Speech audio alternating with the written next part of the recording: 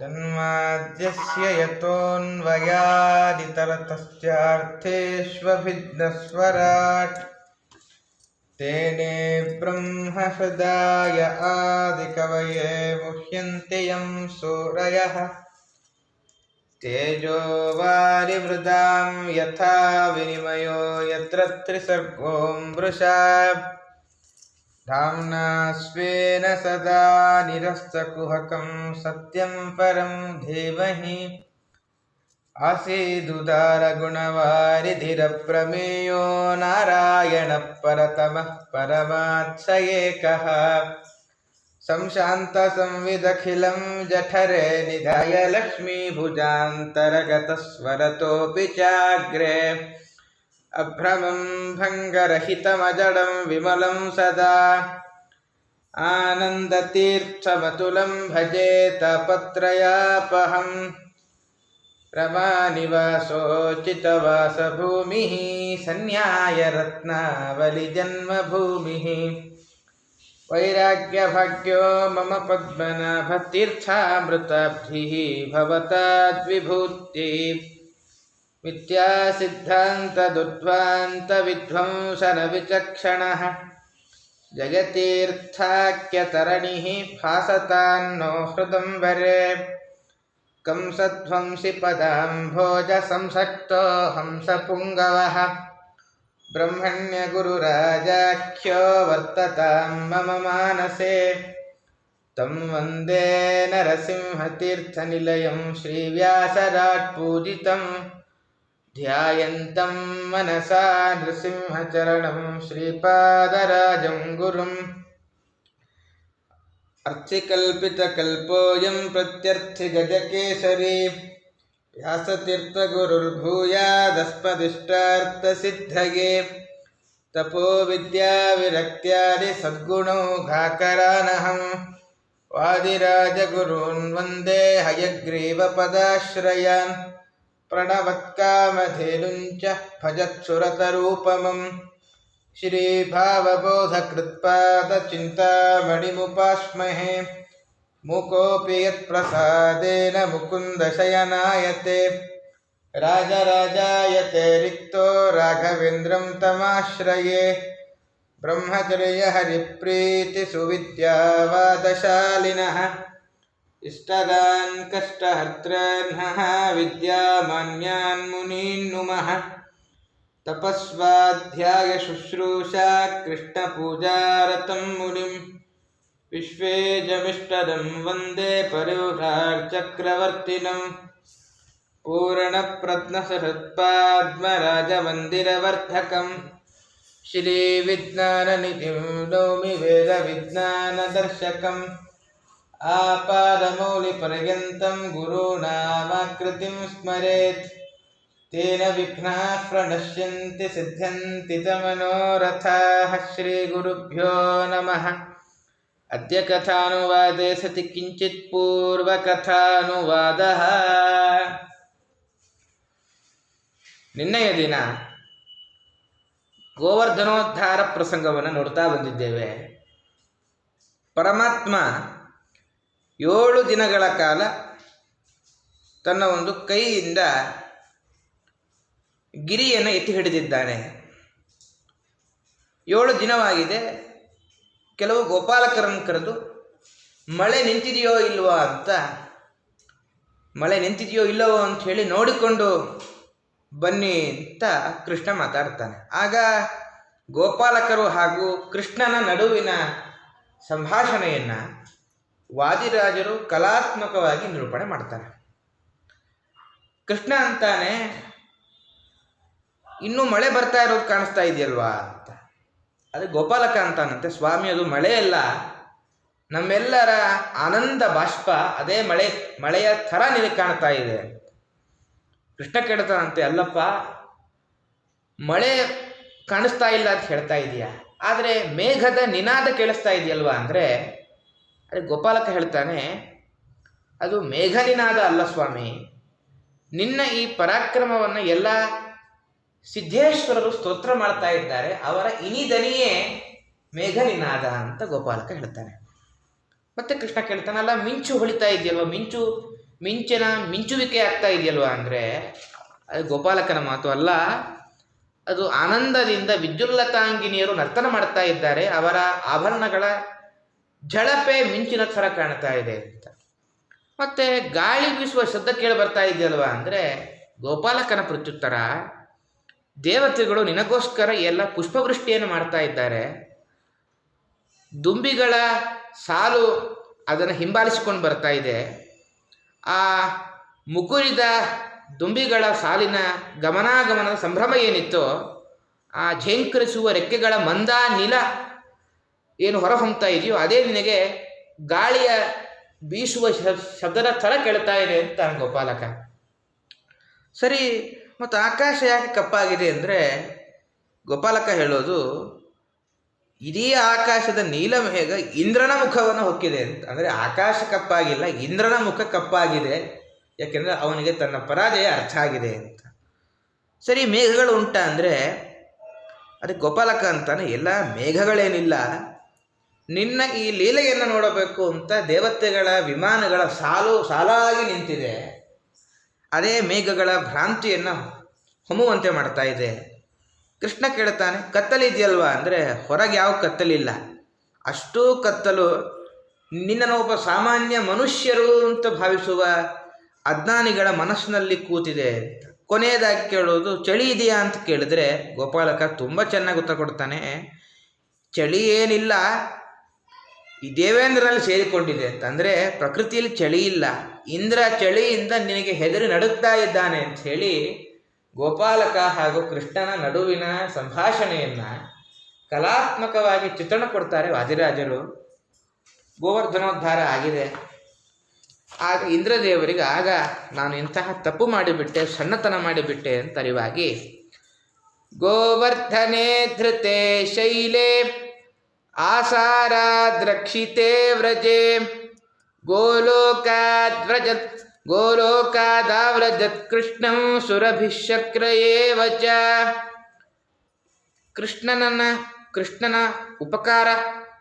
ಉಪಕಾರವನ್ನು ಸ್ಮರಣೆ ಮಾಡಿಕೊಡುತ್ತಾ, ಗೋಲೋಕದಿಂದ ಕಾಮಧೇನು ಬಂದಿದ್ದಾಳೆ, ಸ್ವರ್ಗಲೋಕದಿಂದ ಇಂದ್ರನೂ ಬಂದಿದ್ದಾನೆ. ಗೋಲೋಕ ಇದು ಎಲ್ಲುಂಟು ಅಂದರೆ ಹರಿವಂಶದಲ್ಲಿ ಹೇಳ್ತಾರೆ, ಸ್ವರ್ಗಾದೂರ್ಧ್ವಂ ಬ್ರಹ್ಮಲೋಕೋ ಬ್ರಹ್ಮಋಷಿಗಣ ಸೇವಿತ ತಸ್ಯೋಪರಿ ಗವಾಮಲೋಕ ಅಂತ.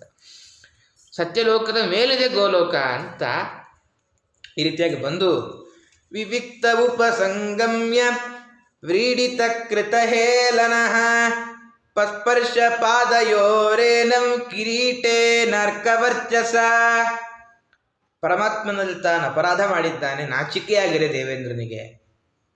ಏಕಾಂತದಲ್ಲಿ ಬರ್ತಾನೆ, ಅವನ ಪಾದದ ಬಳಿ ಬಂದು ಅವನ ಕಿರೀಟ ಸೂರ್ಯನಂತಹ ಹೊಳೆಯುವ ಕಿರೀಟ, ಆ ಕಿರೀಟಗಳಿಂದ ಪರಮಾತ್ಮನ ಪಾದವನ್ನು ಸ್ಪರ್ಶ ಮಾಡಿದ್ದಾನೆ.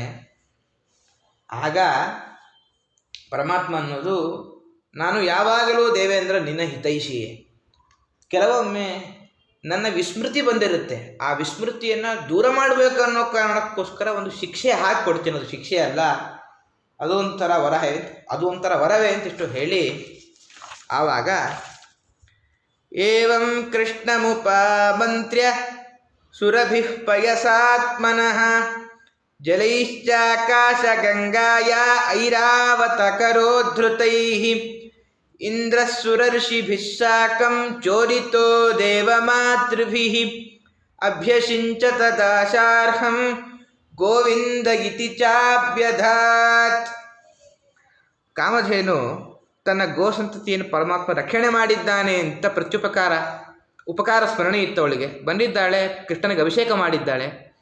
ದೇವೇಂದ್ರನೂ ಅಷ್ಟೇ, ಎಲ್ಲ ದೇವಮಾತೆಯರೊಟ್ಟಿಗೆ ಇಡೀ ದೇವತಾಗಣ ಕೂಡಿಕೊಂಡು ಐರಾವತದ ಸೊಂಡಲಿನಿಂದ ಆಕಾಶಗಂಗೆಯ ಜಲವನ್ನೆತ್ತಿಕೊಂಡು ಕೃಷ್ಣನಿಗೆ ಅಭಿಷೇಕ ಮಾಡ್ತಾ ಇದ್ದಾರೆ. ಗೋವಿಂದ ಅನ್ನೋ ಶಬ್ದ ಉಚ್ಚಾರಣೆ ಮಾಡ್ತಾನೆ ಪರಮಾತ್ಮ. ಗೋವಿಂದ ಅಂದರೆ ಗೋ ಅಂದರೆ ಸ್ವರ್ಗ ಮತ್ತು ಗೋವುಗಳು ಅಂತ. ಇಂದ್ರ ಹೇಳುವಾಗ ಗೋವಿಂದ ಅಂತ, ನಾನು ಕೇವಲ ಸುಮ್ಮನೆ ಹೆಸರಿಗೆ ಸ್ವರ್ಗಾಧಿಪತ್ಯ ಮುಖ್ಯತೆಯ ನಿನ್ನಲ್ಲೇ ಅಂತ ಅನುಸಂಧಾನ ಮಾಡಿ ಅವನು ಗೋವಿಂದ ಅನ್ನೋ ನಾಮದಿಂದ ಅಭಿಷೇಕ ಮಾಡ್ತಾ ಇದ್ದ.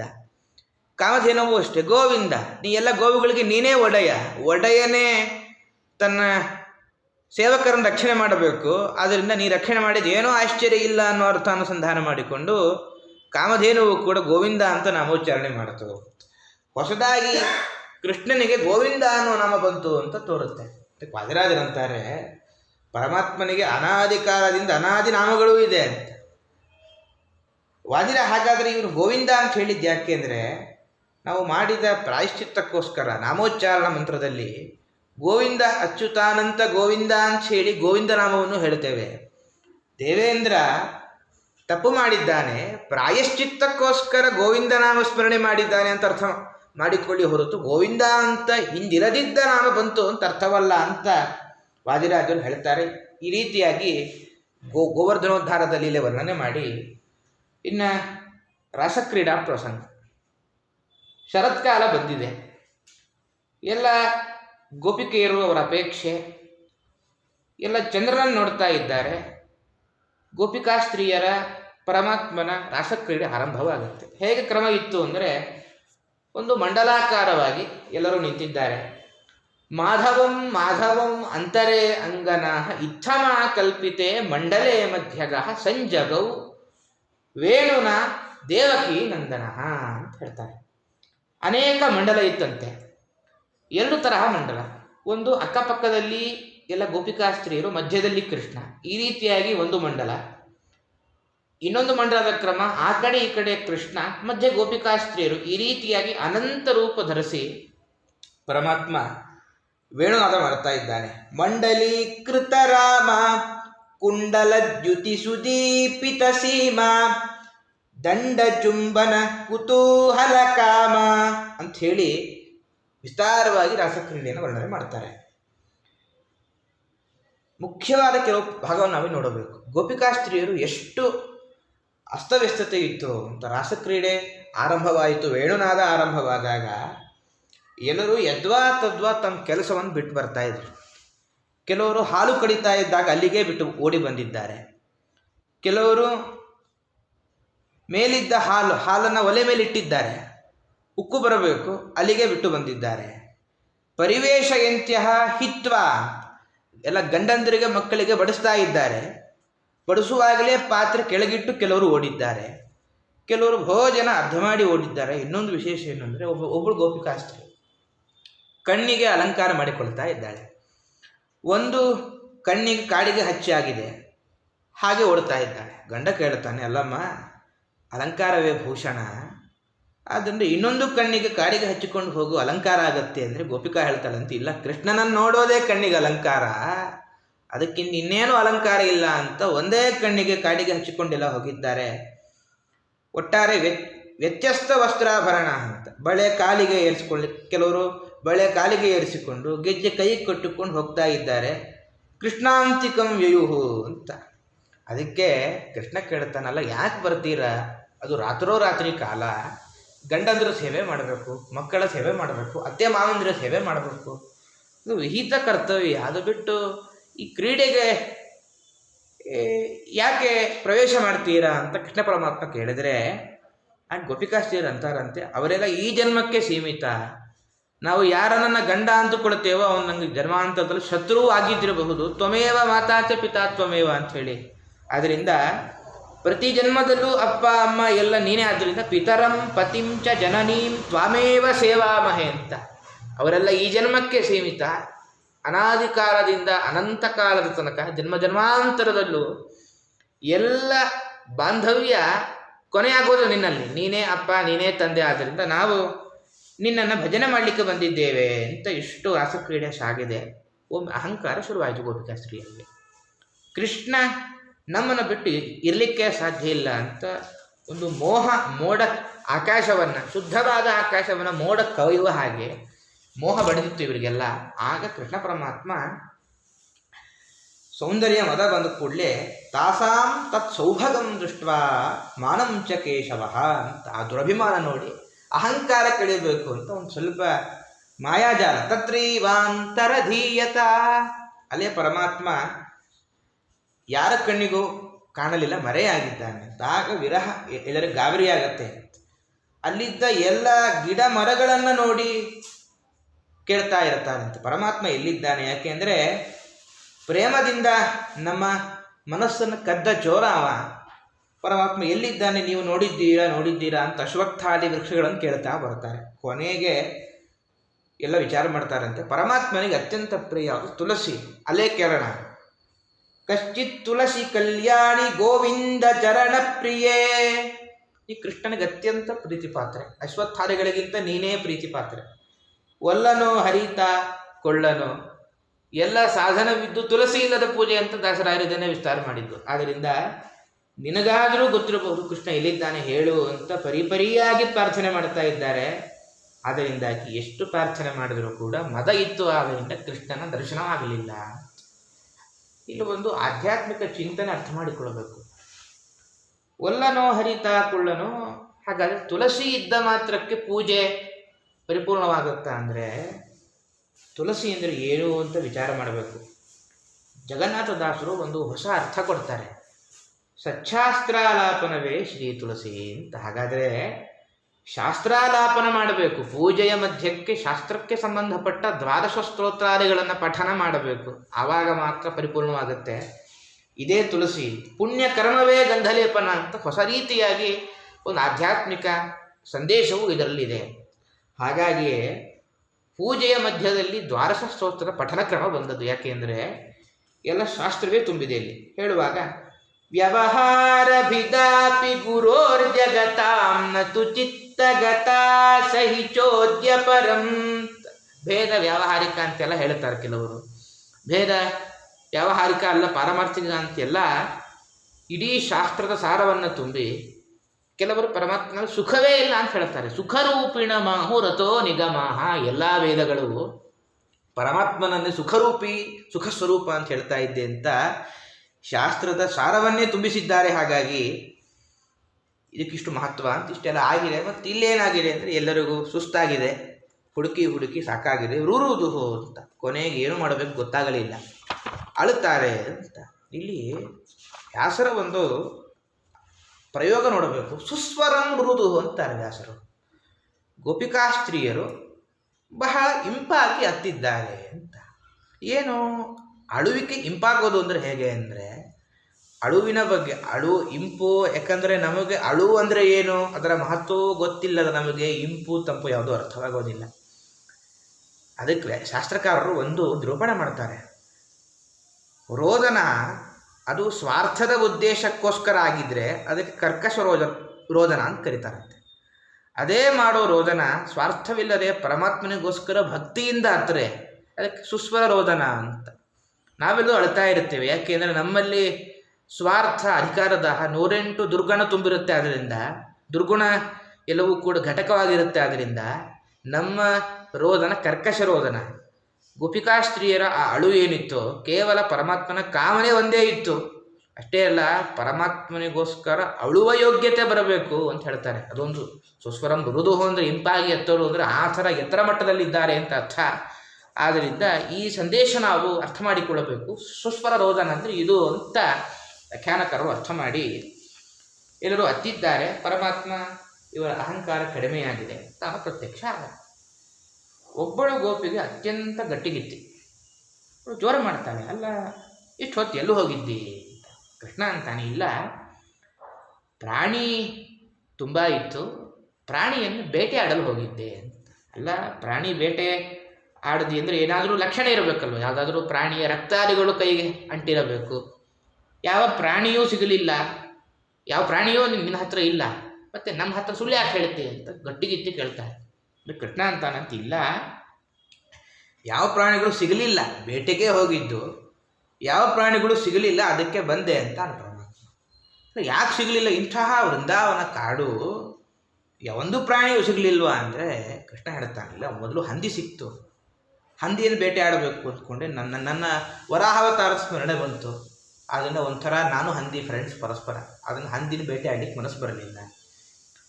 ಸಾಜಾತ್ಯೇನ ವರಾಹ ಸಿಂಹ ನಿವಹಂ, ಸಿಂಹ ಸಿಕ್ತು, ಸಿಂಹನ ಬೇಟೆ ಆಡುವ ಅಂದ್ಕೊಂಡೆ. ಆದರೂ ನಾನೇ ನರಸಿಂಹ ಅವತಾರದಲ್ಲಿ ಸಿಂಹರೂಪ ಧಾರಣೆ ಮಾಡಿದ್ದೆ. ಸಿಂಹವೂ ಕೂಡ ಒಂದು ತರಹ, ಸಿಂಹಕ್ಕೂ ನನಗೂ ತುಂಬ ಸ್ನೇಹ ಇದ್ದಲ್ಲಿ ಬೇಟೆ ಗೀಟೆ ಎಲ್ಲ ಶೋಭೆ ಆಗೋದಿಲ್ಲ.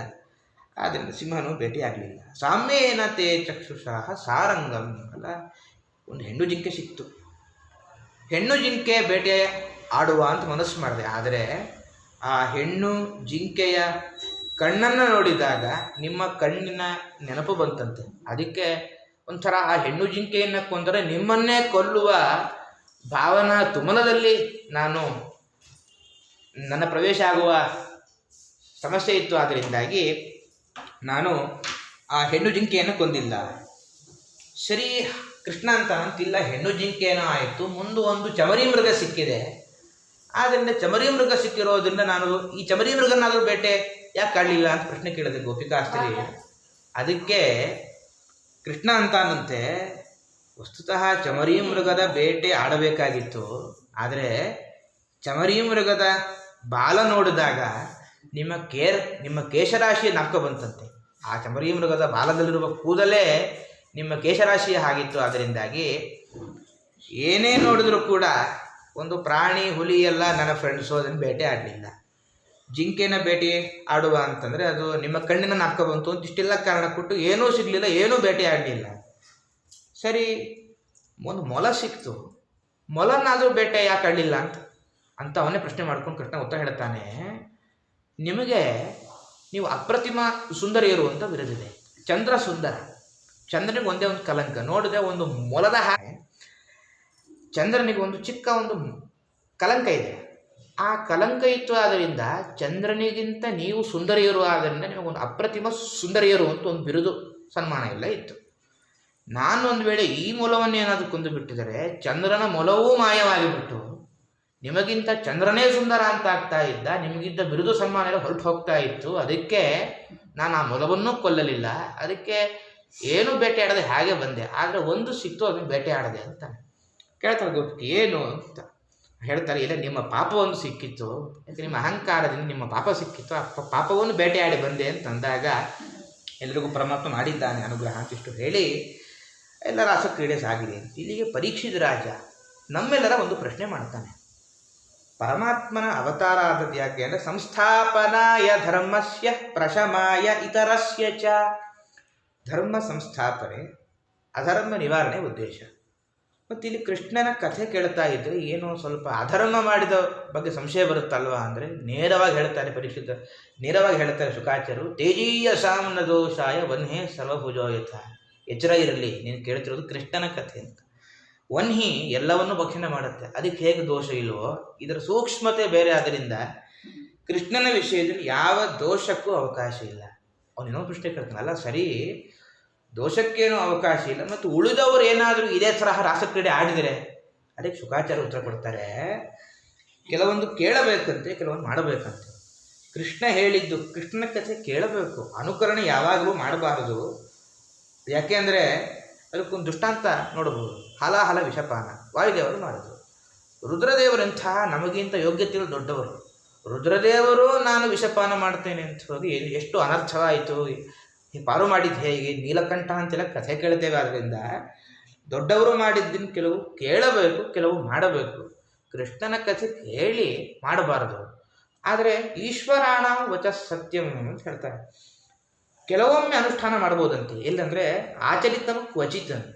ರಾಮನ ಆದರ್ಶ, ರಾಮನ ಕಥೆ ಕೇಳಿ ಬೇಕಾದರೆ ರಾಮಾವತಾರದಲ್ಲಿ ಆದ ಘಟನೆಗಳು, ಆ ಏಕಪತ್ನಿ ವ್ರತ, ರಾಮ ನಡೆದಂತೆ ನಡೆ ಅಂತ ಬಂದದ್ದು. ಆದ್ದರಿಂದ ಕೃಷ್ಣನ ಕಥೆ ಕೇಳಿ ರಾಮಾವತಾರದಲ್ಲಿನ ಆದರ್ಶ ನಾವು ಅಪ್ಲೈ ಮಾಡಿಕೊಳ್ಳಬೇಕು ಹೊರತು ಕೃಷ್ಣನಂತ ಅನುಕರಣೆ ಮಾಡಬಾರದು. ಅದರಲ್ಲೂ ಇರ್ತಾರೆ, ಯಾಕೆ ಇದು ಅನ್ಯಾಯ ಏನು, ರಾಮಕೃಷ್ಣ ಪರಮಾತ್ಮನ ಎರಡು ರೂಪ ಒಂದೇ ಅಂದ ಮೇಲೆ ರಾಮನದೂ ಅನುಕರಣೆ ಮಾಡ್ತೀವಿ, ಕೃಷ್ಣನದೂ ಮಾಡ್ತೀವಿ ಅನುಕರಣೆ ಅಂದರೆ. ಅದಕ್ಕೆ ವ್ಯಾಖ್ಯಾನಕಾರ ಅಂತಾರೆ, ಹಾಗಾದರೆ ಕೃಷ್ಣನ ಬಾಲ್ಯ ಹೇಗೆ ಸಾಕ್ತು, ಮೊದಲು ಮಾಡಿದ್ದೇ ವಿಷಪಾನ, ಆಮೇಲೆ ಕಾಲಿಯ ಮರ್ದನ. ಹಾಗಾದರೆ ನೀವು ರಾಸಕ್ರೀಡೆಯ ಅನುಕರಣೆ ಮತ್ತು 16,100 ಜನ ವಿವಾಹದ ಅನುಕರಣೆ ಮಾಡ್ತೀರಾ, ಮೊದಲು ವಿಷಪಾನ ಮಾಡಿ ಆಮೇಲೆ ಬದುಕು ತೋರಿಸ್ರಿ. ವಿಷಪಾನ ಮಾಡಿ ಬದುಕಿ ಕಾಲಿಯ ನರ್ತನ ಮಾಡಿ ಆರಂಭದಿಂದ ಮಾಡಿಕೊಳ್ಳಬೇಕು. ಆದ್ದರಿಂದ ವಿಷಪಾನ ಮಾಡಿ ಬದುಕಿದರೆ ನಿಮಗೆ ಬೇರೆ ಎಲ್ಲ ಅನುಕರಣೆ ಮಾಡಿ, ಆ ಥರ ಸಾಧ್ಯವೇ ಇಲ್ಲ. ಅದರಿಂದಾಗಿ ಕೃಷ್ಣನದನ್ನು ಅನುಕರಣೆ ಮಾಡಬಾರದು ಅಂತ ಇಷ್ಟು ಹೇಳಿ ಇಷ್ಟು ವಿಷಯವನ್ನು ನಿರೂಪಣೆ ಮಾಡ್ತಾರೆ. ಮತ್ತು ಹಾಗಾದರೆ ಆ ಘಟನೆ ಎಲ್ಲರೂ ನೋಡಿದ್ದಾರಾ ಅಂದರೆ ಭಾಗವತದಲ್ಲಿ ಒಂದು ಸೂಕ್ಷ್ಮ ಬರುತ್ತೆ. ಕೃಷ್ಣನ ರಾಸ ವಿಹಾರ ಎಲ್ಲ ಜನರಿಗೆ ತೋರಲೇ ಇಲ್ಲ. ನೋಡಿದ್ದು ಕೆಲವು ಋಷಿಗಳು ದೇವತೆಗಳು ಮಾತ್ರ. ಜಗತ್ತಿನ ದೃಷ್ಟಿಯಲ್ಲಿ ಹೇಗೆ, ಯಾಕಂದರೆ ಪರೀಕ್ಷಿತ ಮುಂದೆನೇ ಅದನ್ನು ಸ್ಪಷ್ಟಪಡಿಸ್ತಾರೆ ವ್ಯಾಖ್ಯಾನಕಾರರು. ಎಲ್ಲರಿಗೂ ಈ ಘಟನೆ ಆಗಿದ್ದೇ ಗೊತ್ತಿಲ್ಲ ಅಂತಾರೆ. ಭಾಗವತದಲ್ಲಿ ಉಲ್ಲೇಖ ಮಾಡೋಕ್ಕಿಂತ ಮೊದಲು ಕೆಲವರನ್ನು ಬಿಟ್ಟರೆ ಅಲ್ಲಿ ತನಕ ರಾಸ ವಿಹಾರ ಆಗಿದೆ ಅಂತಲೇ ಯಾರಿಗೂ ಆಗಿನ ಕಾಲದ ಜನರಿಗೇ ಗೊತ್ತಿಲ್ಲ. ಗೋಪಿಕಾಸ್ತ್ರೀಯರು ಅವರ ಪತಿಗಳಿಗೂ ಗೊತ್ತಿರಲಿಲ್ಲ. ಹಾಗಾಗಿ ಇದು ದೇವತೆಗಳ ದೃಷ್ಟಿಯಲ್ಲಿ ಆದದ್ದು. ಮತ್ತು ರಾಸಲೀಲೆ ಅಂದರೆ ಜೀವ ಪರಮಾತ್ಮರ ಒಂದು ಆಧ್ಯಾತ್ಮಿಕ ಸಂಬಂಧ ಹೊರತು ಜಗತ್ತಿನ ಪ್ರೇಮ ವ್ಯವಹಾರ ಅಲ್ಲ ಅಂತ ಇಷ್ಟು ಅರ್ಥ ಮಾಡ್ತಾರೆ. ಇಷ್ಟಾದ ಮೇಲೂ ಮತ್ತು ಬಿಡಲ್ಲ ಪರೀಕ್ಷಿತ. ಸರಿ, ಇದೇನೋ ಸರಿ, ಯಾವ ದೋಷವೂ ಇಲ್ಲ. ಆದರೆ ಕೃಷ್ಣ ಎಲ್ಲ ಗೋಪಿಕಾಸ್ತ್ರೀಯರನ್ನು ಆಕರ್ಷಣೆ ಮಾಡಿಬಿಟ್ಟ. ಮತ್ತು ಅವರ ಪತಿಯರ ಕಥೆ ಏನು, ಅವ್ರ ಗಂಡಂದ್ರ ಕಥೆ ಏನು ಅಂತ ಪರೀಕ್ಷಿಸಿದಾಗ ಒಂದು ಪ್ರಶ್ನೆ ಕೇಳ್ತಾನೆ, ಒಂದು ಚೇಷ್ಟೆ ಪ್ರಶ್ನೆ. ಅದಕ್ಕೆ ಶುಕಾಚಾರ್ಯ ಅಂತಾರೆ, ನಿಂಗೆ ತಲೆಬಿಸಿ ಯಾಕೆ ಮಾರಾಯ? ಅವರ ಗಂಡಂದ್ರಿಗೆ ಏನು ತಲೆಬೇನೆ ಇಲ್ಲ. ಯಾಕೆ ಅಂದರೆ ಮೋಹಿತ ತಸ್ಯ ಮಾಯಯ ಅಂತ, ಪರಮಾತ್ಮನ ಮಾಯೆಯಿಂದ ಮೋಹಿತರಾಗಿದ್ದಾರೆ. ಎಂಥ ಮೋಹ ಅಂದರೆ ಇಲ್ಲಿ ಯಾರು ಬಂದಿದ್ದಾರೋ ಅವರೆಲ್ಲ ಅಲ್ಲಿರುವ ಹಾಗೆ ಅವ್ರಿಗೆ ಕಾಣ್ತಾ ಇತ್ತಂತೆ. ಮನ್ಯಮಾನ ಸ್ವಪಾರ್ಶ್ವಸ್ಥಾಹ ಅಂತ. ಎಲ್ಲ ಗೋಪಿಕಾಸ್ತ್ರೀಯರು ರಾಸಕ್ರೀಡೆಗೆ ಬಂದವರೆಲ್ಲ ತಮ್ಮ ತಮ್ಮ ಮನೆಯಲ್ಲಿ ತಮ್ಮ ತಮ್ಮ ಪಕ್ಕದಲ್ಲೇ ಇದ್ದಾರೆ ಅಂತ ಭಾವಿಸಿದ್ದಾರೆ. ಅವರು ಯಾರಾದರೂ ಬಂದು ನಾವಲ್ಲಿ ಗೋಪಿಕಾಸ್ತ್ರೀಯರನ್ನು ನೋಡಿದ್ದೇವೆ, ನೀವೇ ಹುಚ್ಚರು ಅಂತ ಬೈತಾರೆ. ಅಷ್ಟು ಕೃಷ್ಣನ ಮಾಯೆ ಅವರನ್ನು ಆವರಿಸಿತ್ತು. ಅದರಿಂದಾಗಿ ಯಾವ ಚಿಂತೆಯೂ ಬೇಡ ಅಂತಿಷ್ಟು ಹೇಳಿ, ಆದ್ದರಿಂದ ಸರಿ ಇದನ್ನು ಯಾಕೆ ಶ್ರವಣ ಮಾಡಬೇಕು ಅಂದರೆ ವಿಕ್ರೀಡಿತಂ ವ್ರಜವಧೂಭಿಹಿ, ಯಾರು ರಾಸಕ್ರೀಡೆಯನ್ನು ಶ್ರವಣ ಮಾಡ್ತಾರೋ, ಆ ಆಧ್ಯಾತ್ಮಿಕ ಸಂದೇಶ ಅರ್ಥ ಮಾಡಿಕೊಡ್ತಾರೋ ಅವರಿಗೆ ಹೃದ್ರೋಗ ಬರೋದಿಲ್ಲ ಅಂತ ಹೇಳ್ತಾರೆ. ಹೃದ್ರೋಗ ನಿವಾರಣೆಗೆ ಇದು ಫಲ ಅಂತ. ಹೃದ್ರೋಗ ಅಂದರೆ ಒಂದು ಕಾಮಾದಿಗಳು ಯಾವ ರೋಗಗಳು ಕೂಡ ಸಿಗೋದಿಲ್ಲ ಅಂತ. ಈ ಪ್ರಸಂಗದಲ್ಲೇ ಇನ್ನೊಂದು ಗೋಪಿಕಾ ಮತ್ತು ಕೃಷ್ಣನ ಸಂಭಾಷಣೆಯನ್ನು ವ್ಯಾಖ್ಯಾನಕಾರರು ಎಷ್ಟೋ ಕಡೆ ನಿರೂಪಣೆ ಮಾಡ್ತಾರೆ. ಒಂದು ಪ್ರಸಂಗ ಏನು ಅಂದರೆ, ಒಬ್ಬ ಗೋಪಿಕಾಸ್ತ್ರೀ ಅಂತಾಳೆ ಕೃಷ್ಣನ ಬಳಿ ದೈನ್ಯದಿಂದ ಪ್ರಾರ್ಥನೆ, ನೀನು ನಮಗೆ ಎಷ್ಟೆಲ್ಲ ಕೊಟ್ಟಿದ್ದೆ ಸ್ವಾಮಿ, ನಾನು ನಿನಗೆ ಏನಾದರೂ ಕೊಡಬೇಕು, ಏನು ಕೊಡಬೇಕು? ಸರಿ, ಸಂಪತ್ತನ್ನು ಕೊಡೋಣ ಅಂದರೆ ರತ್ನಾಕರ ತವ ಗೃಹಂ, ಸಮುದ್ರವೇ ನಿನ್ನ ಮನೆ. ಇಡೀ ರತ್ನರಾಶಿಗಳಿಗೆ ಆಶ್ರಯವಾದ ಸಮುದ್ರವೇ ನಿನ್ನ ಮನೆ. ನಿನಗೆ ಸಂಪತ್ತನ್ನು ಕೊಡೋದು ಅದು ನನ್ನ ಕೈಲಿ ಸಾಧ್ಯ ಇಲ್ಲ, ಅದು ನನ್ನ ಬಾಲಿಶತನ ಆಗುತ್ತೆ. ಸರಿ, ಒಂದು ಏನಾದರೂ ಕಾಣಿಕೆ ಕೊಟ್ಟು ನಿನಗೆ ಒಂದು ಪ್ರೀತಿಯನ್ನು ಬರುವಂತೆ ಮಾಡ್ತೀನಿ ಅಂದರೆ ಗೃಹಿಣೀಚ ಪದ್ಮಾ ಅಂತ, ರಮಾದೇವಿಯೇ ನಿನ್ನ ಹೆಂಡತಿ, ಇಲ್ಲಿ ಕಾಣಿಕೆ. ಅದರಿಂದ ಕಾಣಿಕೆಯೂ ಸಾಕಾಗಲ್ಲ. ಅದರಿಂದ ಕಿಂದೇಯಮಸ್ತಿ ಜಗದೀಶ್ವರ, ನಿನಗೇನು ಕೊಡಬೇಕು? ಏನೂ ಕೊಡ್ಲಿಕ್ಕೆ ಸಾಧ್ಯ ಇಲ್ಲ. ಆದರೆ ಒಂದು ಕೊಡಬಲ್ಲೆ, ದತ್ತಂ ಮನೋ ಯದುಪತೆ, ಎಲ್ಲ ಉಳಿದ ಗೋಪಿಕೆಯರು ನಿನ್ನ ಮನಸ್ಸನ್ನು ಅಪಹಾರ ಮಾಡಿದ್ದಾರೆ.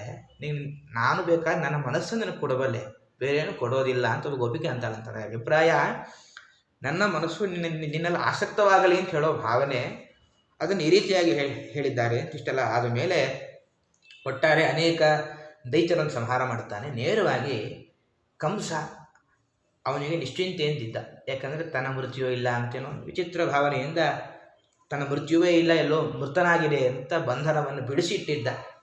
ಅರ್ಧ ನಿಶ್ಚಿಂತೆ ಇತ್ತು. ಆಗ ಮತ್ತು ಪುನಃ ನಾರದರ ಆಗಮನವಾಗತ್ತೆ. ಮತ್ತು ಪುನಃ ನಾರದರ ಆಗಮನವಾಗಿ ಇನ್ನೊಂದು ಕಥೆಯಲ್ಲಿ ಇನ್ನೊಂದು ಹೊಸ ದೃಷ್ಟಿಕೋನದಲ್ಲಿ ಸಾಗಿಸ್ತಾರೆ ನಾರದರು. ಆಗಂತಾರೆ ನಾರದರು, ನೀನೇನು ಇಷ್ಟು ಆರಾಮಾಗಿದೆಯಾ, ಏನು ವಿಶೇಷ ಅಂತ ಕೇಳ್ತಾರೆ.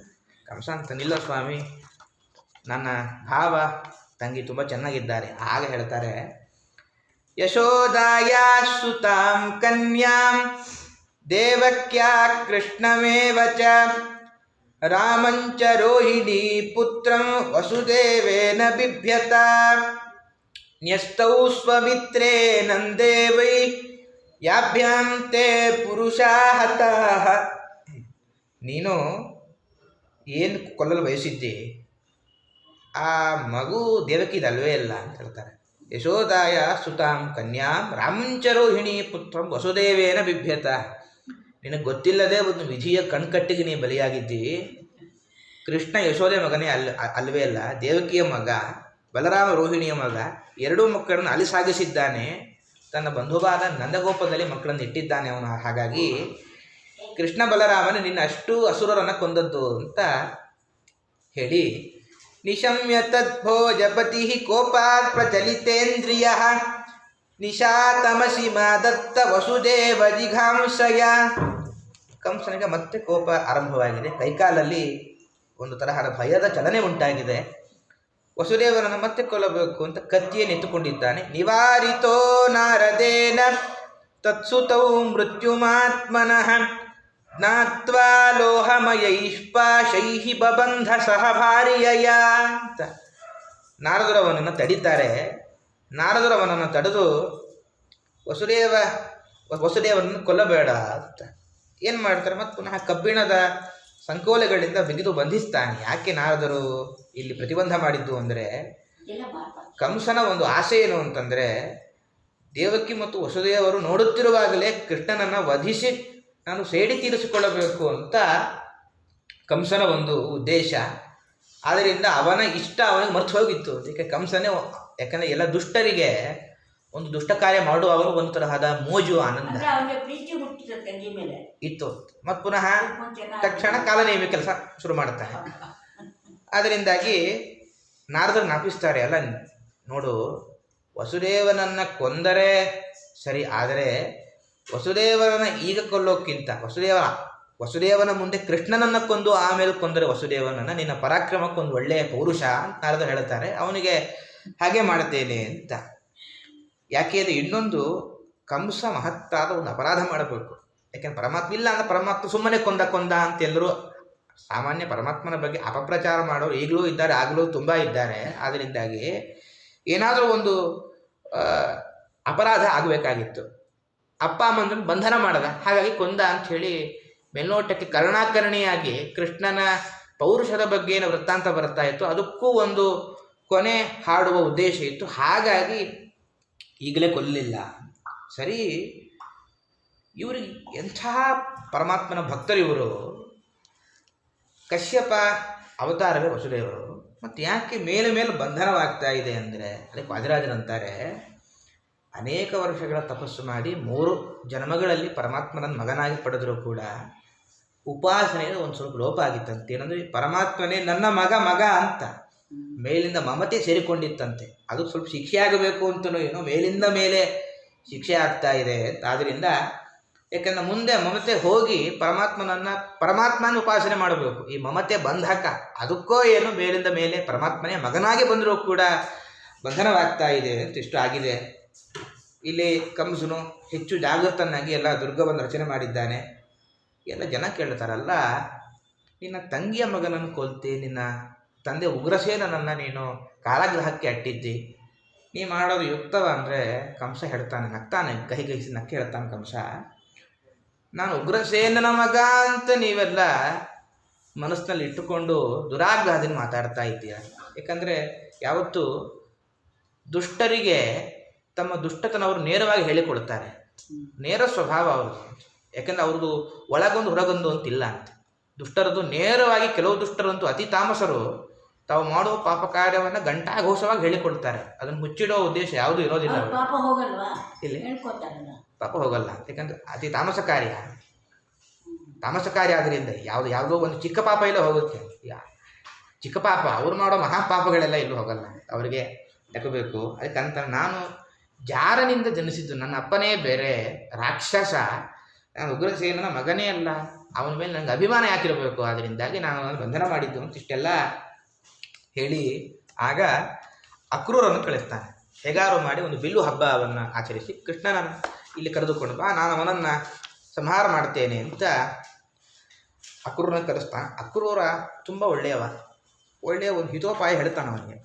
ಯಾವತ್ತೂ ಆಲೋಚನೆ ಹೇಗಿರಬೇಕು ಅಂದರೆ ಸಮಬುದ್ಧಿ ಬೆಳೆಸ್ಕೊಳ್ಬೇಕು ಅಂತ. ಆಗುತ್ತೆ ಅಥವಾ ಆಗಲ್ಲ ಅಂತ ಈ ಎರಡೂ ತೀರ್ಮಾನ ಮಾಡಬಾರ್ದು. ಯಾಕೆಂದರೆ ಕೆಲವೊಮ್ಮೆ ನಾವು ಅಂದುಕೊಂಡ ಕಾರ್ಯವೂ ಆಗಬಹುದು, ಕೆಲವೊಮ್ಮೆ ದೈವರ ವಿರೋಧ ಇದ್ದಾಗ ಕಾರ್ಯ ಆಗದೇನೂ ಇರಬಹುದು. ಆದ್ದರಿಂದ ಯಾವುದಕ್ಕೂ ಸಿದ್ಧರಾಗಿ ಪ್ರವೃತ್ತಿ ಇರಬೇಕು, ಏನೂ ತೀರ್ಮಾನ ಮಾಡಬೇಡ.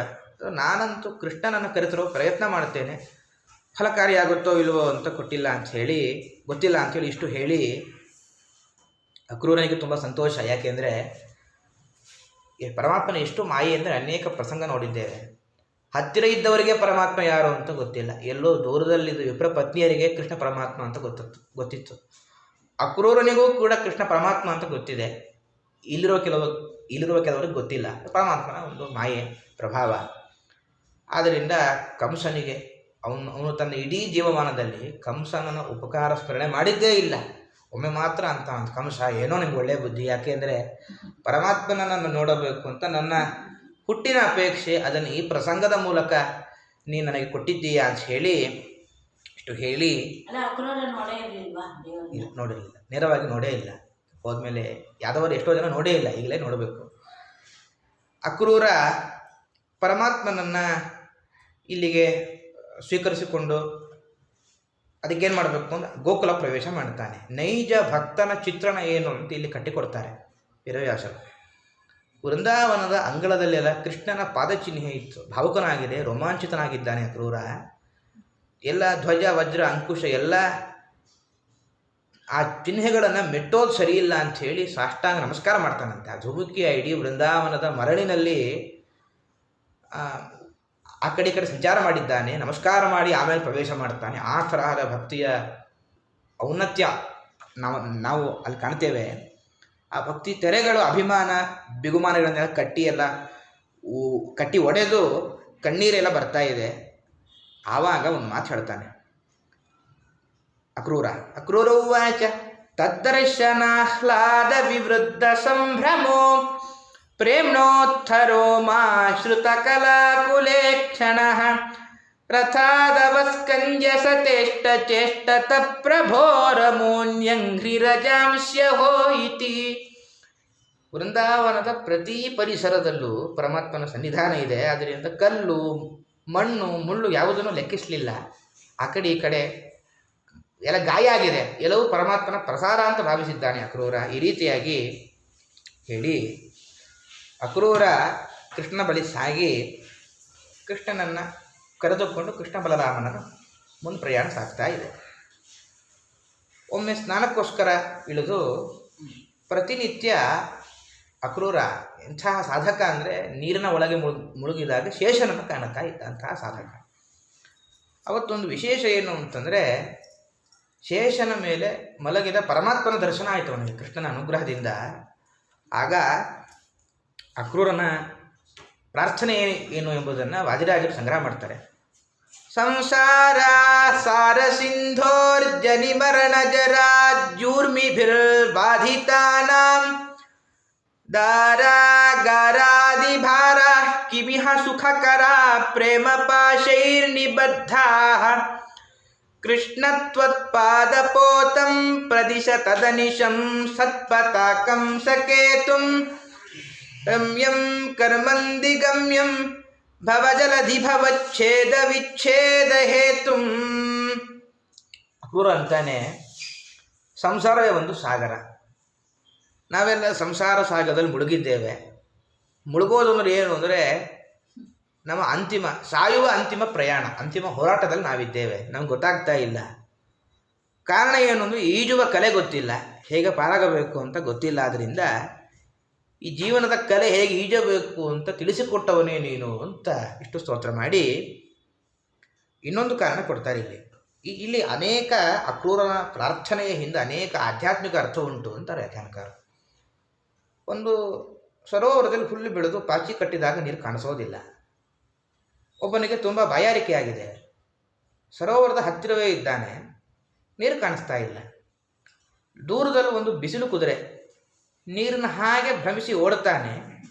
ಬಿಸಿಲು ಕುದುರನ್ನೇ ನೀರು ಅಂತ ಭ್ರಮಿಸಿ ಕುಡಿಯಲು ಹೋಗ್ತಾನೆ. ತುಂಬ ಘಾಸಿ ಆಗತ್ತೆ ಅವನಿಗೆ. ಹಾಗೆ ನಮ್ಮ ಸ್ಥಿತಿಯು ಅಂತಾರೆ. ಆ ಪ್ರಾರ್ಥನೆ ಹಿಂದಿನ ಉದ್ದೇಶ ಅದು. ಪರಮಾತ್ಮ ಎಲ್ಲಿದ್ದಾನೆ ಅಂದರೆ ನಮ್ಮ ಹೃದಯದ ಒಳಗೆ ಇದ್ದಾನೆ. ಅಜ್ಞಾನವೇ ಪಾಚಿ ಇರೋದರಿಂದ ಎಲ್ಲೆಲ್ಲೋ ವಿಷಯ ಪದಾರ್ಥದ ಕೆಳಗೆ ನಮ್ಮನ್ನು ದಾಟಿಸೋದು ಎಲ್ಲ ವಿಷಯ ಪದಾರ್ಥಗಳು, ಟಿ ವಿ ಮೊಬೈಲು ಅಂತ ಬರೀ ನಾವು ಅಲ್ಲಲ್ಲೇ ಸಾಕ್ತಾ ಇರ್ತೇವೆ. ಹಾಗಾಗಿ ನಾವಿನ್ನು ದಾಟಬೇಕು ಅಂದರೆ ಏನು ಅಂದರೆ ಪಾಚಿ ತೊಲಗಬೇಕು ಅಂದರೆ ನಿನ್ನ ಅನುಗ್ರಹ ಬೇಕು. ಸರಿ, ಪಾಚಿಯೇನೋ ತೊಲಗ್ತು, ಆ ವ್ಯಕ್ತಿ ಪರವಾಗಿಲ್ಲ ಅಂತ. ಒಂದು ಸ್ವಲ್ಪ ಆದಮೇಲೆ ಪಾಚಿ ಯಾರೋ ಬಂದು ದೈವವಶಾತ್ ಪಾಚಿ ತೊಲಗ್ತು, ನೀರು ಕಾಣಿಸುತ್ತೆ, ಬಾಯಾರಿಕೆ ನಿವೃತ್ತ ಆಗುತ್ತೆ ಅಂತ. ನಾವು ಅದರಲ್ಲೂ ಮರುಕ್ಷಣ ನಾವು ಸಮುದ್ರದಲ್ಲಿ ಬಿದ್ದಿದ್ದೇವೆ. ಆ ವ್ಯಕ್ತಿ ಏನೋ ಬೇಗ ಬಚಾವಾಗಬಲ್ಲ. ನಮಗೆ ಒಂದು ನಾವೇ ಬೇಕು, ನಿನ್ನ ಪಾದವೇ ನಾವೇ, ಭಕ್ತಿ ಎಂಬ ನಾವೇ ಕೊಡು ಅಂತ ಅಕ್ರೂರನ ಪ್ರಾರ್ಥನೆ ಹಿಂದಿನ ಔಚಿತ್ಯ ಅಂತಿಷ್ಟು ಹೇಳಿ ಆಗ ಪರಮಾತ್ಮ ಒಂದು ತಮಾಷೆ ಮಾಡ್ತಾನೆ. ಏನು ಅಕ್ರೂರ ವಿಶೇಷ ಇವತ್ತು? ನಿನ್ನ ಮುಖದ ಒಂದು ವಿಲಕ್ಷಣ ಪ್ರಭೆಯ ದರ್ಶನವಾಗ್ತಾ ಇದೆ. ಅಂದರೆ ಅದ್ಭುತಾನೀಹ ಯಾವಂತಿ ಭೂಮೌ ವಿಯತಿ ವಾಜಲೆ ತ್ವಯಿ ವಿಶ್ವಾತ್ಮಕೆ ತಾನಿ ಕಿಮ್ಮೆ ದೃಷ್ಟಂ ವಿಪಶ್ಯತಃ. ಆ ಪರಮಾತ್ಮ ಆಗ ಅಕ್ರೂರ ಅಂತಾನೆ, ಅದ್ಭುತಾನಿ ಯಾವಂತಿ ಭೂಮೌ, ಭೂಮಿ, ಅಂತರಿಕ್ಷ, ಜಲ, ಇಡೀ ಸಮಗ್ರ ಜಗತ್ತಿನಲ್ಲಿ ಎಷ್ಟೆಷ್ಟು ಆಶ್ಚರ್ಯ ಅಂತಿದೆಯೋ ಅವೆಲ್ಲ ನಿನ್ನಲ್ಲೇ ಅಡಗಿದೆ. ನಿನ್ನನ್ನು ನೋಡುವಾಗ ನನ್ನಲ್ಲಿ ಈ ಪ್ರಭೆ ಆಗಲೇಬೇಕು, ನಿನಗಿಂತ ಅದ್ಭುತ ಏನು, ಹಾಸ್ಯ ಮಾಡಬೇಡ ಅಂತಿಷ್ಟು ಅವರ ಭಕ್ತರಿಬ್ಬರ ಭಕ್ತ ಪರಮಾತ್ಮನ ಒಂದು ಸಂಭಾಷಣೆ ಸಾಗುತ್ತೆ. ಪರಮಾತ್ಮ ಕೃಷ್ಣನನ್ನು ಬಿಟ್ಟು ನಾನು ಒಂದು ಕ್ಷಣ ಇರಲ್ಲ ಅಂತ ಹಠ ಮಾಡ್ತಾನೆ, ಇಲ್ಲೇ ಇರುವ ಅಂತ ಅಕ್ರೂರ. ಆಗ ಅವನಿಗೆ ಸಮಾಧಾನ ಮಾಡಿ ಮಥುರೆಯ ಒಳಗೆ ಪರಮಾತ್ಮನ ಪ್ರವೇಶ ಆಗಿದೆ. ಇಡೀ ಮಥುರಾ ನಗರಿಯ ಜನ ಕೃಷ್ಣನ ಪಾದಪ್ರವೇಶಕ್ಕೆ ಕಾಯ್ತಾ ಇದ್ದಾರೆ. ಯಾಕೆಂದರೆ ಕಂಸನ ಕೆಟ್ಟ ಒಂದು ರಾಜ್ಯಭಾರ, ಎಲ್ಲರೂ ಕೂಡ ಕೃಷ್ಣನ ಬಾಲ್ಯ ಲೀಲೆ ಅಲ್ಲಿ ತನಕ, ಆ ಬಾಲ್ಯ ಲೀಲೆಯ ಪ್ರಸರಣ ಆ ಮಥುರೆ ತನಕ ಆಗಿತ್ತಂತೆ. ಕೃಷ್ಣನನ್ನು ಕಾಣಬೇಕು ಅಂತ ಎಲ್ಲರೂ ಓಡೋಡಿ ಬಂದಿದ್ದಾರೆ. ಅದು ಹೇಗೆ ಅಂದರೆ ಒಂದು ವ್ಯಾಖ್ಯಾನಕಾರರು ಒಂದು ದೃಷ್ಟಾಂತ ಕೊಡ್ತಾರೆ. ಬರಗಾಲದಲ್ಲಿ ಇದ್ದ ವ್ಯಕ್ತಿಗಳನ್ನು ನೋಡಬೇಕು. ನಾವು ಬೆಂಗಳೂರಲ್ಲಿದ್ದೇವೆ, ನಮ್ಗೆ ಯಾವ ಬರವೂ ಗೊತ್ತಿಲ್ಲ, ಕಾಲವೂ ಗೊತ್ತಿಲ್ಲ ಅಂತ. ಬರಗಾಲದಲ್ಲೆಲ್ಲ ನೊಂದ ಮಂದಿಗೆ ಒಂದು ಆಕಾಶದಿಂದ ಒಂದು ಬಿಂದು ಬಿದ್ದರೂ ಕೂಡ ಅದು ಒಂದು ಅಮೃತದ ಹಾಗೆ ಆ ಥರ ಸ್ಥಿತಿಯಾಗಿತ್ತು ಅವರದು. ಕಾಶ್ಚಿತ್ ವಿಶರೇಯ ಕೃತ ವಸ್ತ್ರಭೂಷಣಾ ವಿಸ್ಮೃತ್ಯ ಚೈಕಂ ಯುಗಳೇಶ್ವಥಾಪರಾಹ ಕೃತೈಕ ವಸ್ತ್ರಶ್ರವಣೈಕ ನೂಪುರಾನಾಂತ್ವಾ ದ್ವಿತೀಯಂ ತ್ವಪರಾಶ್ಚಲೋಚನಂ. ಕೃಷ್ಣನನ್ನು ಕಾಣುವ ಭರದಲ್ಲಿ ಎಷ್ಟು ವಿಚಿತ್ರ ಆಗಿತ್ತು ಅಂದರೆ, ಕೆಲವರೆಲ್ಲ ತಲೆ ಕೆಳಗಾಗಿ ವಸ್ತ್ರಭೂಷಣಗಳನ್ನು ಧಾರಣೆ ಮಾಡಿದ್ದಾರೆ. ಕೆಲವರು ಜೋಡಿ ಆಭರಣಗಳನ್ನು ಧರಿಸಬೇಕು, ಒಂದನ್ನು ಮರೆತು ಒಂದನ್ನು ಧರಿಸಿದ್ದಾರೆ. ಒಂದು ಗೆಜ್ಜೆ ಕಾಲಿಗೆ ಈ ರೀತಿ ವಿಚಿತ್ರವಾಗಿ. ಮತ್ತು ಕೆಲವರು ಒಂದು ಕಣ್ಣಿಗೆ ಮಾತ್ರ ಕಾಡಿಗೆ ಹಚ್ಚಿಕೊಂಡಿದ್ದಾರೆ. ಕೆಲವರು ಊಟವನ್ನೇ ಬಿಟ್ಟು ಅರ್ಧದಲ್ಲಿ ಎಲ್ಲರೂ ಬಂದಿದ್ದಾರೆ. ಇಲ್ಲೊಂದು ತಮಾಷೆ ಮಾಡ್ತಾರಲ್ಲ, ಇವೆಲ್ಲ ಸರಿ. ಇನ್ನು ಊಟ ಬಿಟ್ಟು ಆ ಓಲೆಯನ್ನು ಹಂಗೆ ಧರಿಸಿದ್ದಾರೆ. ಏನೇ ಧರಿಸಿದ್ರೂ ಬರಕ್ಕೆ ಶಕ್ತಿ ಇರುತ್ತೆ. ಮತ್ತು ಊಟ ಅರ್ಧಕ್ಕೆ ಬಿಟ್ಟು ಊಟ ಮಾಡದೆ ಬಂದ್ಬಿಟ್ರೆ ಬರಲಿಕ್ಕೆ ಹೇಗೆ ಶಕ್ತಿ ಅಂದರೆ, ಅದಕ್ಕೆ ತ್ವಪರಾಶ್ಚಲೋಚನವಂತೆ ಪರಮಾತ್ಮನ ಸಿಹಿ ನೋಟದ ಊಟಕ್ಕೆ ಬಂದಿದ್ದಾರೆ. ಹಾಗಾಗಿ ಅಲ್ಲಿ ಹೋದ ತಕ್ಷಣ ಎಲ್ಲ ಅವರ ಒಂದು ವಿಶ್ರಾಂತಿ, ಅವರ ದೇಹಾಯಾಸ ಎಲ್ಲ ಪರಿಹಾರ ಆಗತ್ತೆ ಅಂತ ಇಷ್ಟು ಹೇಳಿ, ಕೆಲವರೆಲ್ಲ ಅರ್ಧ ಸ್ನಾನ ಮಾಡಿ ಬಂದಿದ್ದಾರೆ. ಮಕ್ಕಳಿಗೆ ಹಾಲು ಉಣಿಸ್ತಾ ಅಲ್ಲೇ ಮಕ್ಕಳನ್ನು ಬಿಟ್ಟು ಓಡಿಕೊಂಡು ಬಂದಿದ್ದಾರೆ. ಆ ಮಕ್ಕಳು ಒಮ್ಮೆ ಆ ಮಕ್ಕಳು ಅಂತಾವಂತೆ, ಪರಮಾತ್ಮನ ಸ್ಮರಣೆ, ಕೃಷ್ಣ ನೀನಾಗುವಾಗ ಎಷ್ಟು ಹಠ ಮಾಡಿ ಬಾಲಲೀಲೆ ಮಾಡಿದ್ದೆ, ನಮ್ಗೆ ಯಾವ ಸಾಮರ್ಥ್ಯವೂ ಇಲ್ಲ, ನಾವಿಲ್ಲೇ ಅಳ್ತಾ ಕೊಡಬೇಕು ಅಂತ ಮಕ್ಕಳು ಭಾವಿಸುತ್ತಂತೆ. ಇಷ್ಟು ಹೇಳಿ ಪರಮಾತ್ಮ ಬರ್ತಾ ಇದ್ದಾನೆ.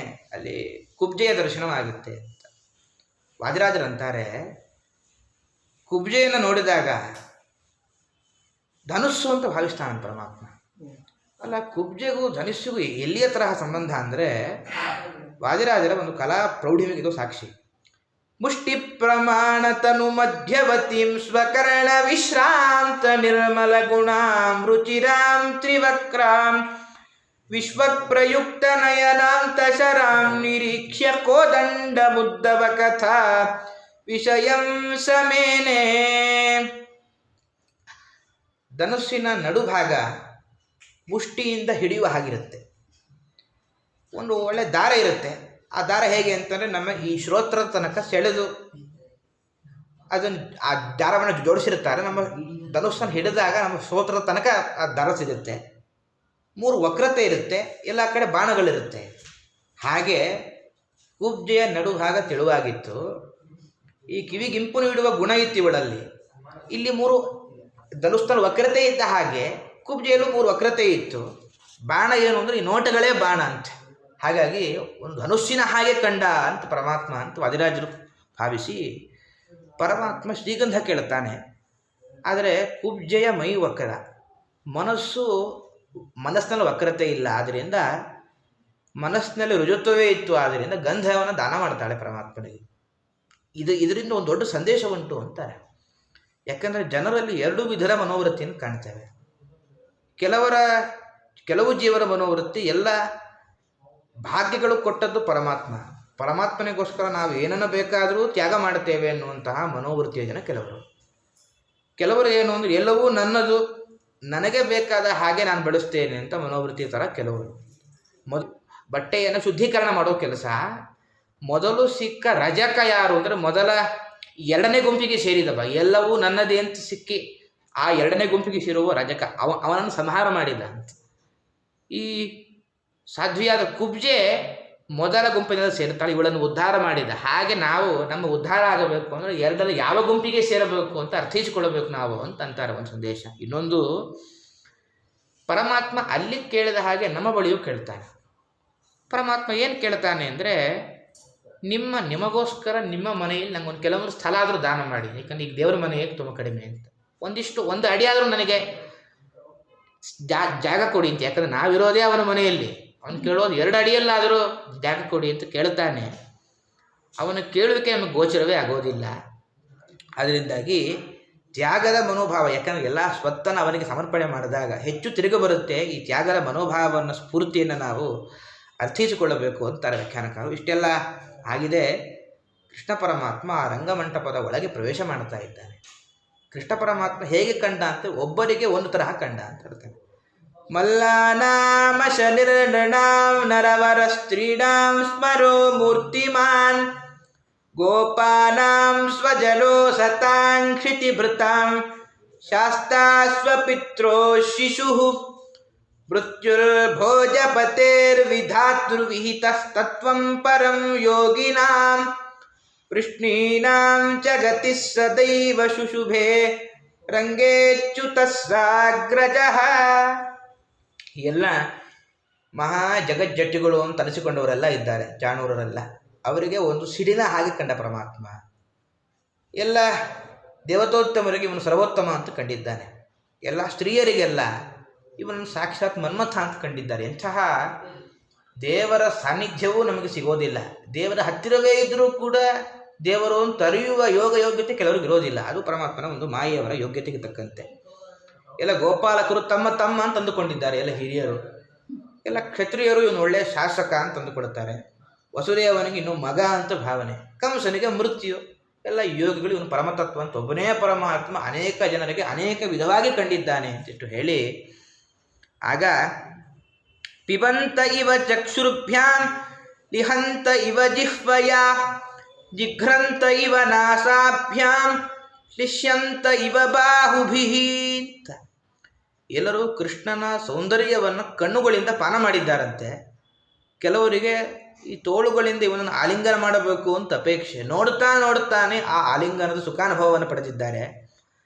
ನಾಲಿಗೆಯಿಂದ ಇವರ ತಮ್ಮ ಜಿಘ್ರಂತ ಇವ ನಾಸಾಭ್ಯಾಂ ಅಂಥೇಳಿ ಆ ಒಂದು ಕಂಪಿತ್ತು. ಆ ಕಂಪನ್ನು ತಮ್ಮ ನಾಸಾರಿಂದಲೇ ಅನುಭವಿಸಿ ಎಲ್ಲರೂ ಆನಂದ ಪಡೆದಿದ್ದಾರೆ. ಈ ರೀತಿಯಾಗಿ ಸಾಗಿದೆ. ಆಗ ಕಂಸನ ಒಂದೊಂದು ದುಷ್ಟ ಯೋಜನೆ ಆರಂಭವಾಗತ್ತೆ. ಚಿಕ್ಕ ಚಿಕ್ಕ ಮಕ್ಕಳಿವರು ಲೋಕದೃಷ್ಟಿಯಿಂದ ಚಾಣೂರ ಮುಷ್ಟಿಕರಿರ್ತಾರೆ, ಜಟ್ಟಿ ಕಾಳಗಾಗಬೇಕು ಅಂತ ಇಡೀ ಸಭೆ ಕಂಸನನ್ನು ಬೈಯುತ್ತೆ. ಇಂತಹ ಚಿಕ್ಕ ಬಾಲಕರೊಂದಿಗೆ ದೊಡ್ಡ ಮಲ್ಲರ ಸೆಣಸಾಟ ಎಲ್ಲಿಗೆಲ್ಲಿಗೆ ಸಂಬಂಧ ಇದೆ, ಇದು ಅಧರ್ಮ ಅಂತ ಎಲ್ಲರೂ ಭಾವಿಸುತ್ತಾರೆ. ಆದರೆ ಯುದ್ಧ ಆರಂಭವಾಗಿದೆ. ಮೊದಲು ಕೃಷ್ಣ ಚಾಣೂರನನ್ನು ಸಂಹಾರ ಮಾಡ್ತಾನೆ. ಅವನ ತಲೆಯನ್ನು ಒಡೆದ ಕೃಷ್ಣ. ಯಾಕೆ ಕೃಷ್ಣ ಪರಮಾತ್ಮ ಚಾಣೂರನನ್ನು ಸಂಹಾರ ಮಾಡ್ತಾನೆ ಅಂದರೆ, ಅಜರಾಜರಂತಾರೆ, ಬಾಲಮಲ್ಲ ಕರಚೂರ್ಣಿತ ಭಾಸ್ವನ್ನಾರಿಕೇಲ ತುಲನಾಂ ಸಜಗಾಮ ಅನ್ಯಲೋಕ ಗಮನೋದ್ಯತ ಭೀತೋತ್ತಂಸ ಕಂಸ ಪರಿಪಂಥಿ ಸುಶಾಂತ್ಯೈತ. ಯಾವುದಾದ್ರೂ ಯಾತ್ರೆ ಮಾಡುವಾಗ ಮೊದಲು ಒಂದು ಕಾಯಿ ಹೊಡಿತೇವೆ. ಒಂದು ಕಾಯಿ ಹೊಡೆಯುವ ಮೂಲಕ ಯಾತ್ರೆ ನಿರ್ವಿಘ್ನವಾಗಿ ಸಾಗಬೇಕು ಅಂತ ಒಂದು ಲೋಕರೂಢಿ. ಹಾಗೆ ಕಂಸನ ಒಂದು ಪರಲೋಕ ಯಾತ್ರೆ ಆರಂಭವಾಗಿದೆ. ಯವನ ಸದನಕ್ಕೆ ನಿರ್ವಿಘ್ನವಾಗಿ ಪ್ರವೇಶ ಮಾಡಬೇಕು. ಅದಕ್ಕೊಂದು ತೆಂಗಿನಕಾಯಿ ಹೊಡಿಯಬೇಕು. ಅದಕ್ಕೆ ಇವನ ತಲೆಯೇ ಒಂದು ನಾರಿಕೇಲ ತೆಂಗಿನಕಾಯಿ, ಇದನ್ನು ಪರಮಾತ್ಮ ಹೊಡಿತಾನೆ ಅಂತ ವಾದಿರಾಜರು ವರ್ಣನೆ ಮಾಡ್ತಾರೆ. ಅಲ್ಲಿಗೆ ಈ ಚಾಣೂರನ ಸಂಹಾರ ಆಗಿದೆ. ಬಲರಾಮ ಮುಷ್ಟಿಕನ ಮರ್ದನ ಆಗುತ್ತೆ. ಕಂಸ ಥಟ್ಟನೆ ಕುಳಿತಿದ್ದಾನೆ. ಪರಮಾತ್ಮ ಕಂಸನನ್ನೂ ಕೂಡ ಸಂಹಾರ ಮಾಡ್ತಾನೆ. ಇಲ್ಲಿ ಕಂಸನ ಸಂಹಾರದ ಹಿಂದೆ ಒಂದು ಒಳ್ಳೆಯ ಆಧ್ಯಾತ್ಮಿಕ ಸಂದೇಶ ತುಂಬ ಅಡಗಿದೆ. ನಾವು ಅದನ್ನು ಅರ್ಥ ಮಾಡಿಕೊಳ್ಳಬೇಕು ಅಂತಾರೆ. ಭಾಗವತದ ಉದ್ದೇಶವೇ ಅದು. ನಮಗನ್ಸುತ್ತೆ, ಎಷ್ಟೋ ಭಕ್ತಿ ರಸದ ಆವಿರ್ಭಾವಕ್ಕೆ ಹೊರಟ ಭಾಗವತ ಕಂಸ ಸಂಹಾರ ಎಲ್ಲ ಹೇಳುತ್ತೆ. ಯಾಕೆ ಅಂದರೆ ಅದರಲ್ಲೂ ಎಲ್ಲ ಒಂದು ಆಧ್ಯಾತ್ಮಿಕ ಸಂದೇಶ ಇದೆ. ಕಂಸ ಮಥುರಾಗೆ ಅಧಿಪತಿ. ಕಂಸ ಯಾರು ಅಂದರೆ ಅಧರ್ಮದ ಒಂದು ಮೂರ್ತಿ. ಅವನ ಕೃಷ್ಣನ ಉದ್ದೇಶ ಏನು ಅಂದರೆ ಅವನ ಸಂಹಾರವೇ ಅವನ ಉದ್ದೇಶ ಆಗಿತ್ತು. ಅಕ್ರೂರನ ಮೂಲಕ ಮಥುರೆಗೆ ಪರಮಾತ್ಮ ಬಂದ. ಒಂದು ಆನೆ ನಿಲ್ಲಿಸಿದ್ದ ಕೋಲಯಾಪೀಡ ಅಂತ ಅದನ್ನು ಸಂಹಾರ ಮಾಡಿದ್ದಾನೆ. ಜಟ್ಟಿಗಳು, ಚಾಣೂರ, ಮುಷ್ಟಿಕರು ಅಂತ ಇಷ್ಟೆಲ್ಲ ವ್ಯೂಹ ರಚನೆ ಆಗಿತ್ತು. ಅಹಂ ಪರಿಘಮುದ್ಯಮ್ಯ ಪಶು ಇವ ಮೃಗಾಧಿಪ ಅಂತ ಈ ಭಾಗವತರ ಕಥೆ ನಮ್ಮ ಪಾತ್ರಗಳು, ನಮ್ಮ ಜೀವನದ ಪಾತ್ರಗಳು ಅಂತಾರೆ. ಏನು ಅಂದರೆ ನಮ್ಮ ಜೀವನವೇ ಒಂದು ಮಥುರಾ ನಗರ. ಅಲ್ಲಿ ಕಂಸ ಅಂದರೆ ಅಧರ್ಮವೇ ಒಂದು ಕಂಸನ ಸ್ಥಾನ, ಅದರದ್ದೇ ಅಧಿಕಾರ. ಕೃಷ್ಣ ತನ್ನ ಮಥುರಾ ನಗರಕ್ಕೆ ಪ್ರವೇಶ ಮಾಡಬಾರ್ದು, ಅಕಸ್ಮಾತ್ ಮಾಡಿದರೂ ತನ್ನ ಅರಮನೆಗೆ ಪ್ರವೇಶ ಮಾಡಬಾರ್ದು ಅಂತ ಒಂದು ಆನೆ ನಿಲ್ಲಿಸಿದ್ದ ಕುವಲಯಾಪೀಡ ಅಂತ. ಹಾಗೆ ನಮ್ಮ ಹೃದಯವೇ ಅರಮನೆ, ಅಲ್ಲಿ ಅಹಂಕಾರವೇ ಆನೆ ಅಂತೆ. ಕೃಷ್ಣ ಧರ್ಮದ ಪ್ರತೀಕ, ಧರ್ಮದ ಪ್ರವೇಶ ಆಗಬಾರದು ಅಂತ ಅಧರ್ಮ ಏನು ಮಾಡಿದೆ, ಅಹಂಕಾರವೆಂಬ ಆನೆಯನ್ನು ನಿಲ್ಲಿಸಿದೆ. ಆದ್ದರಿಂದ ಆನೆಯ ಸಂಹಾರ ಆಯಿತು, ಕೃಷ್ಣ ಪ್ರವೇಶ ಮಾಡದ. ನಮ್ಮೊಳಗಿನ ಅಹಂಕಾರ, ಮದ ಇದರ ದಮನವಾಗಬೇಕು. ಆದ್ದರಿಂದಾಗಿ ಯಾವಾಗ ಅಹಂಕಾರದ ದಮನವಾಯಿತೋ ಕೃಷ್ಣ ಧರ್ಮದ ಸಂಕೇತ, ಅದು ಪ್ರವೇಶ ಮಾಡಿ ನಮ್ಮ ಜೀವನವೆಂಬ ಮಥುರಾನಗರಲ್ಲಿ ಪ್ರವೇಶ ಮಾಡಿದ್ರೆ ಪರಮಾತ್ಮ, ಆಗ ಅಧರ್ಮದ ನಾಶವಾಗತ್ತೆ. ಅಲ್ಲಿ ಚಾಣೂರ, ಮುಷ್ಟಿಕ ಇಬ್ಬರೇ ಭೃತ್ಯರಿದ್ದಾರೆ. ನಮಗೆ ಅಸಂಖ್ಯಾತ ಭೃತ್ಯರು, ಕಾಮ, ಕ್ರೋಧ, ಲೋಭ ಅಂತ 6 ಜನ ಅಲ್ಲಿಬ್ಬರೇ ಇದ್ದದ್ದು, ಇಲ್ಲಿ ನಮಗೆ 6 ಜನ ಇದ್ದಾರೆ. ಆದ್ದರಿಂದಾಗಿ ಕೃಷ್ಣನ ಆಗಮನಕ್ಕೆ ಪ್ರತಿಬಂಧಕವಾದ ಎಲ್ಲ ಆಸುರಿ ಶಕ್ತಿಗಳನ್ನು ಹತ್ತಿಕ್ಕಬೇಕು. ಆ ಪ್ರಯತ್ನ ನಾವು ಪರಮಾತ್ಮ ಹತ್ತಿರ ಬೇಡಬೇಕು, ನಮಗೆ ಅನುಕೂಲ ಮಾಡಿಕೊಡ್ತಾನೆ, ಪ್ರಯತ್ನ ಮಾಡಬೇಕು. ಈ ರೀತಿಯಾಗಿ ಒಂದು ಕಂಸನ ಸಂಹಾರದಲ್ಲೂ ಒಂದು ನಮ್ಮ ಜೀವನದ ಒಂದು ಪಾತ್ರವಿದೆ ಅಂತಾರೆ. ಮುಂದೆ ಕೃಷ್ಣನ ಉತ್ತರಾರ್ಧ, ಜರಾಸಂಧಾರಿಗಳ ಆಕ್ರಮಣ, ಸಂಹಾರ, ಆ ಎಲ್ಲ ಭಾಗವನ್ನು ನಾವು ನಾಳೆ ನೋಡೋಣ ಅಂತ ಹೇಳ್ತಾ, ಅನೇನ ಭಾವಿ ಯತ್ಪುಣ್ಯಂ ಪರಾಪ್ನೋತು ಗುರುರ್ಮಮ ಶ್ರೀಕೃಷ್ಣ ಪ್ರಣಮಸ್ತು ಮಂದೇಶ.